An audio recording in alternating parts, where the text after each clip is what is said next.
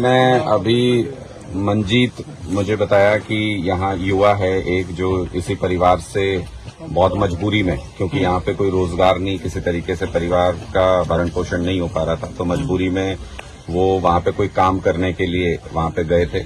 और आज हालात ये जो मैं ऑडियो सुने मैंने परिवार के पास जो भेजे हुए हैं वहाँ से, वो बहुत ही भयावह, बहुत ही खतरनाक है। वहां से मंजीत ये कह रहा है कि बहुत बुरे हालात हैं, चारों तरफ गोलियां चल रही हैं और युद्ध के बीच में धकेल दिया है उन लोगों को, वो फंस गए हैं वहां पे।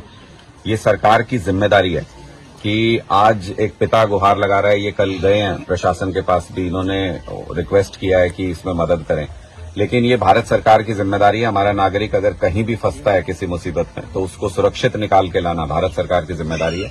इसलिए हम ये मांग करते हैं कि भारत सरकार तुरंत इस तरफ ध्यान दे, क्योंकि ये इन बच्चों की गलती नहीं है, ये सरकार की गलती है कि इनको रोजगार के अवसर यहाँ पे उपलब्ध नहीं करा सके।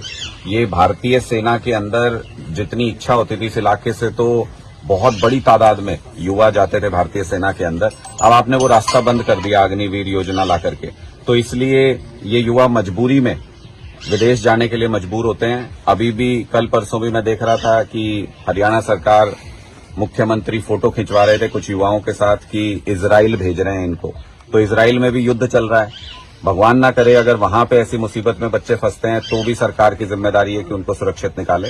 और ये जो रशिया में जो बच्चे हमारे फंसे हुए हैं, मटोर गांव के ही 7-8 बच्चे हैं कम से कम, तो मैं सरकार से ये अनुरोध करता हूं और मांग करता हूं कि इन बच्चों को सुरक्षित वहां से निकाला जाए, वापस ला सकें वापस लाया जाए, और नहीं तो वहां पे ही रशिया में ही सुरक्षित इलाके में कम से कम इनको रखा जाए। किसी भी युद्ध से, बाहरी देश के युद्ध से हमारे देश के किसी भी युवा का कोई संबंध नहीं है, हमारे देश का कोई पार्टिसिपेशन किसी युद्ध में नहीं है। तो अगर हमारे नागरिक को कहीं युद्ध में धकेला जाता है तो जिम्मेदारी भारत सरकार की बनती है कि अपने नागरिक को सुरक्षित वहां से निकालें। इसलिए हम मांग करते हैं सरकार से कि तुरंत प्रभाव से इस पे कदम उठाना चाहिए, कहीं देर ना हो जाए, कहीं किसी तरह का कोई नुकसान ना हो जाए। इसलिए तुरंत प्रभाव से सरकार ये कदम उठाए। और एक पिता को मजबूत करने की जिम्मेदारी सरकार की है, एक भाई को ये आश्वासन देने की जिम्मेदारी सरकार की है कि उनका जो युवा सदस्य परिवार का जो बाहर गया हुआ है वो पूरी तरह से सुरक्षित रहेगा। ये भारत सरकार की जिम्मेदारी है, इसलिए जल्द से जल्द उस युवा को सुरक्षित जगह पे ले जाने की सरकार के द्वारा कोशिश होनी चाहिए। इस समय आचार संहिता चल रही है, आपकी पार्टी तरफ से अगर क्या आश्वासन मिलना चाहिए कि दिया जा रहा है इन लोगों को? नहीं, देखिए, चाहे कुछ भी चल रहा हो, आचार संहिता चल रही है या कुछ भी चल रही है, देश का नागरिक अगर कहीं भी खतरे में, 24 घंटे 365 दिन देश का नागरिक अगर दुनिया के किसी भी कोने में खतरे में है, तो ये भारत सरकार की जिम्मेदारी है। ये तो मोदी जी तो कहते हैं कि ये तो युद्ध रुकवा देते हैं फोन करके, इतना इनका दबदबा है, तो फिर हमारे बच्चे खतरे में क्यों हैं? तो फिर उनको सुरक्षित बाहर क्यों नहीं निकाला जा सकता?